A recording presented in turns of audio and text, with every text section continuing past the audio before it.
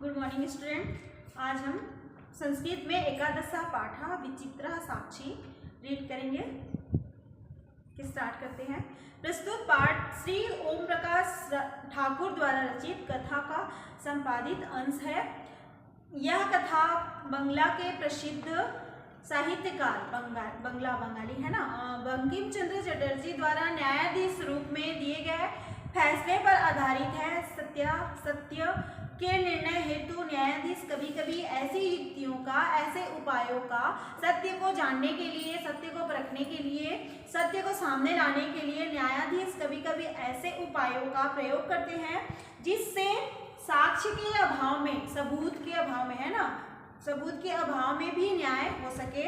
इस कथा में भी विद्वान न्यायाधीश ने ऐसे ही युक्ति का प्रयोग कर न्याय करने में सफलता पाई है। ओके, चैप्टर स्टार्ट करते हैं। कश्चन निर्धनो जना भूरि परिश्रम्य कनचित वित्त उपार्जितवान। किसी धनहीन व्यक्ति ने परिश्रम करके धन कमाया। सः स्वपुत्रम एकस्मिन् महाविद्यालये प्रवेशम दातुं सफलो जाता। वह अपने पुत्र को एक महाविद्यालय में प्रवेश दिलाने में सफल हुआ। तत्तनयः तत्रैव छात्रावासे निवसन् अध्ययने संलग्नः संभूत। उसका पुत्र वहीं छात्रावास में निवास करते हुए अध्ययन जारी रखा है ना, अध्ययन वह जारी रखा, उसका अध्ययन जो है, पढ़ाई। एकदा सा पिता तनुजस्य रुग्ण कर्मण्य व्याकुलो जाता। एक बार वह पिता पुत्र की बीमारी को सुनकर व्याकुल हो गया। पुत्रम द्रष्टुम च प्रस्थिता। पुत्र को देखने के लिए चल पड़ा। परमर्थकार्षेण पीड़िता स वश्यानम विहाय पदाधिरेव प्राचलत। परंतु धन की कमी के कारण वह बस में जाना उचित नहीं समझा और पैदल यात्रा शुरू कर दिया। पदाधिक्रमेण संचलन सायं समये अपयशो गंतव्याद दूरे आसीत। लगातार पैदल चलते हुए भी वह अपने मंजिल से दूर थे, है ना। शाम के समय भी वह मंजिल से दूर थे, है ना, अपी भी दिया है तो मंजिल से दूर थे। निशांधकारे प्रशीते विजने प्रदेशे पदयात्रा न शुभा वह। रात्रि का अंधकार में फैल जाने के कारण पदयात्रा करना उचित नहीं है। एवं विचार्य, ऐसा विचार करके पार्श्वे स्थिते वह पार्श्वे स्थिते ग्रामे रात्रि निवासम कर्तुं कनचित गृहस्थम उपागता, है ना। तो ऐसा सोचकर वह पार्श्वे स्थिति, पास के समीप के गांव में रात्रि निवास करने के लिए किसी घर में गया। करुणापरो गृही तस्मै आश्रयं प्रयच्छत्। दयावान उस घर ने उन्हें आश्रय दिया। विचित्रा देवगति, विचित्र देवगति है ना, मतलब भाग्य की गति है ना, किस्मत की गति विचित्र है। तस्यामेव रात्रौ तस्मिन् गृहे कश्चन चोरः गृहाभ्यन्तरं प्रविष्टः। उसी रात्रि को उस घर में एक चोर ने प्रवेश किया, घुस गया। तत्र नीतामेकं मंजूषाम आदाय पलायितः। वहाँ रखी पेटी को लेकर वह भाग गया, वहां से भाग गया। चौरस्य पादध्वनिनः प्रबुद्धो अतिभिः। चौर संख्या तमन्वधावत् अगृह्णाश्च परम विचित्र घटत। ओके, चोर की पैरों की आहट, पाद ध्वनि है ना, पैरों की आहट को सुनकर वह प्रबुद्ध अतिथि, जो वहाँ ठहरा था, रुका था अतिथि, चोर की शंका से उसके पीछे भागा और उसे पकड़ लिया, है ना। चोर की शंका से उसके पीछे भागा और उसे पकड़ लिया। चौरः एव उच्चैः तोषितो मारभत चोरो अयम इति। चोर जिसको पकड़ा था, है ना, चौराह एवं च, है ना, चोर ही चिल्लाने लगा, चोरो अयम इति, यह चोर है, यह चोर है। लेकिन जस्ट अपोजिट हो गया, है ना, उल्टा हो गया कि वह चोर ही चिल्लाने लगा कि यह चोर है, यह चोर है। तस्य तारश्वरेण प्रबुद्धः ग्रामवासिनः स्वगृहात् निष्क्रम्य तदागच्छन्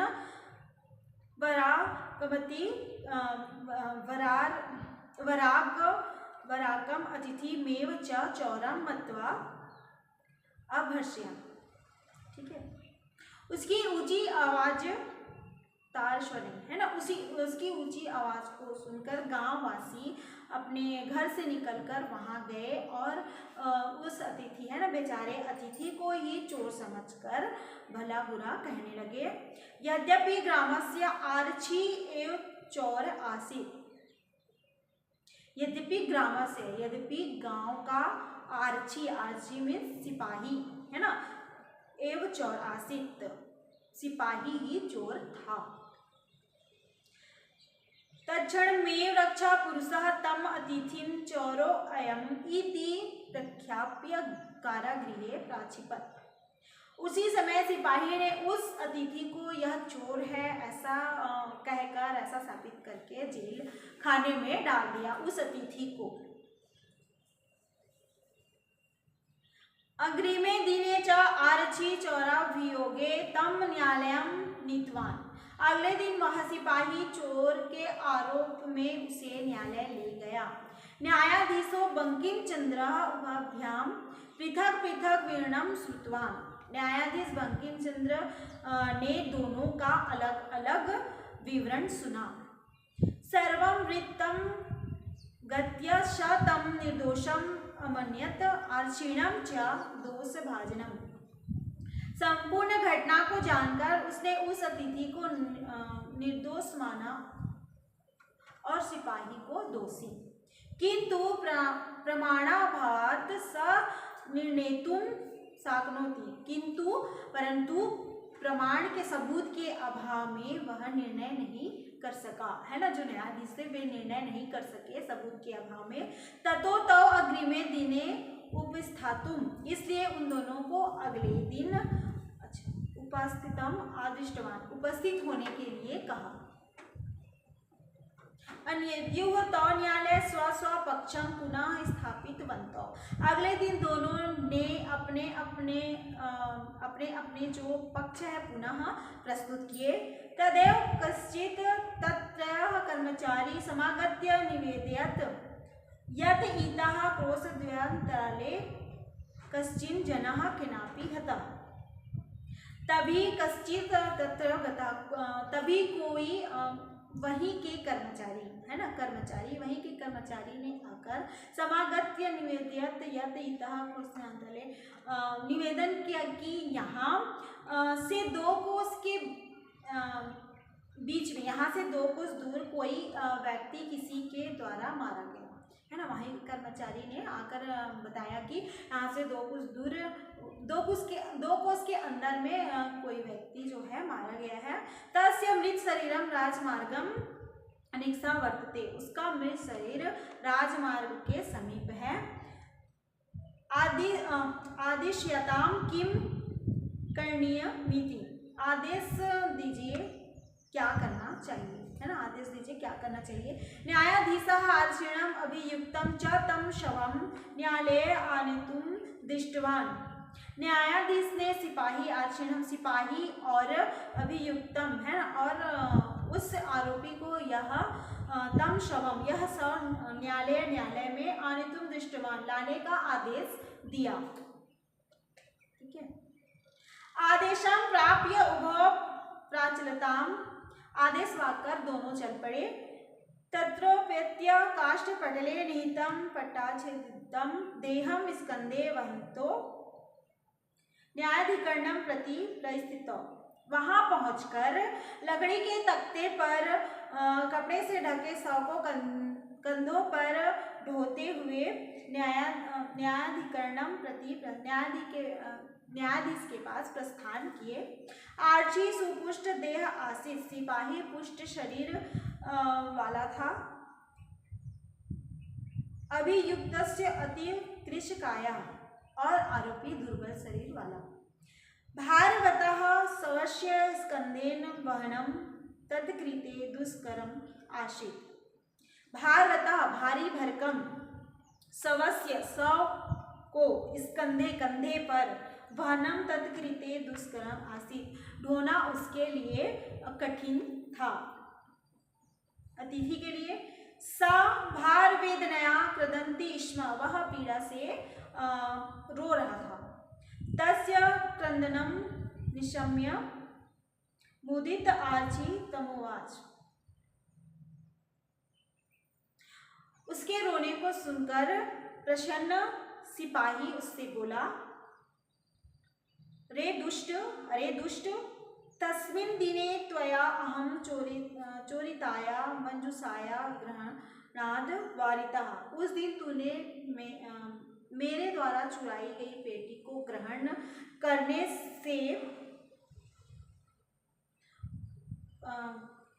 से वंचित किया है ना। मुझे उस दिन मेरे द्वारा चुराई गई पेटी को ग्रहण करने से मुझे वंचित किया।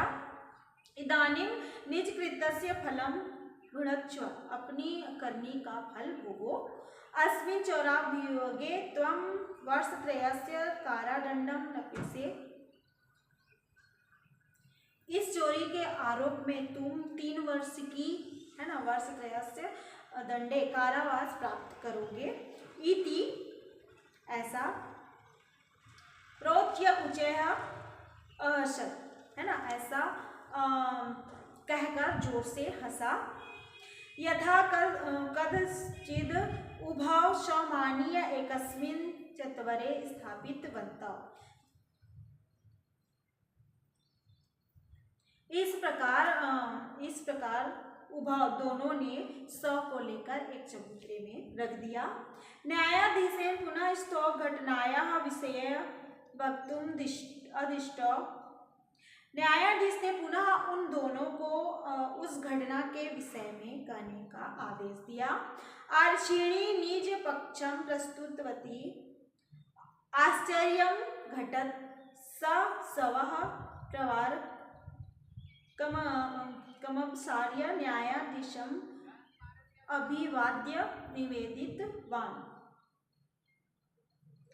आर्षिणी, है ना, सिपाही, निज पक्षम प्रस्तुतवती, आश्चर्य, सिपाही द्वारा अपना पक्ष प्रस्तुत करने पर आश्चर्य घटित हुआ।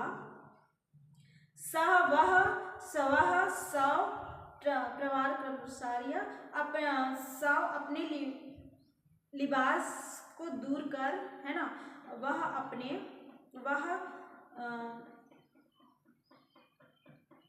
शव लिबास को दूर कर न्यायाधीश निवेदिता, न्यायाधीश को अभिवादन कर मान्यवर, है ना, निवेदन किया, मान्यवर महोदय। एतेन आर्षिणा अध्वनि यदुक्तं तद् वर्णयामि त्वया अहं चोरितायाः मंजूषायाः ग्रहणात् वारितः।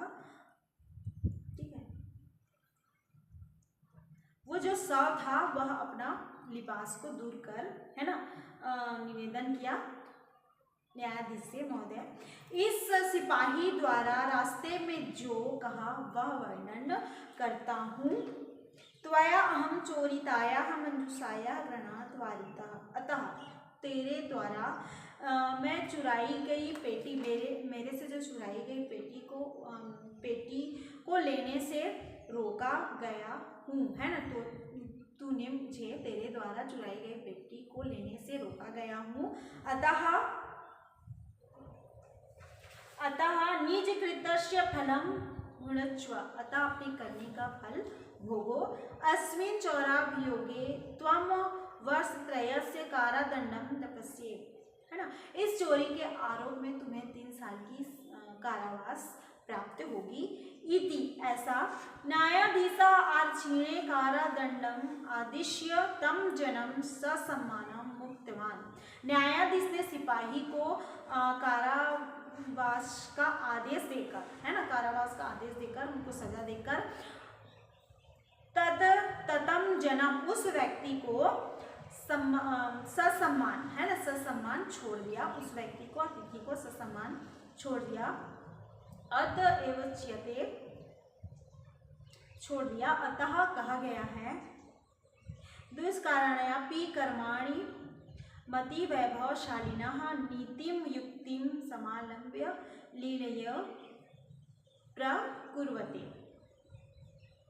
बुद्धि वैभवशाली लोग नीति युक्ति का आश्रय लेकर, बुद्धि वैभवशाली लोग नीति युक्ति का आश्रय लेकर कठिन कार्यों को भी खेल खेल में भी कर लेते हैं, है ना। बुद्धि वैभवशाली लोग नीति युक्ति का सहारा लेकर कठिन कार्यों को भी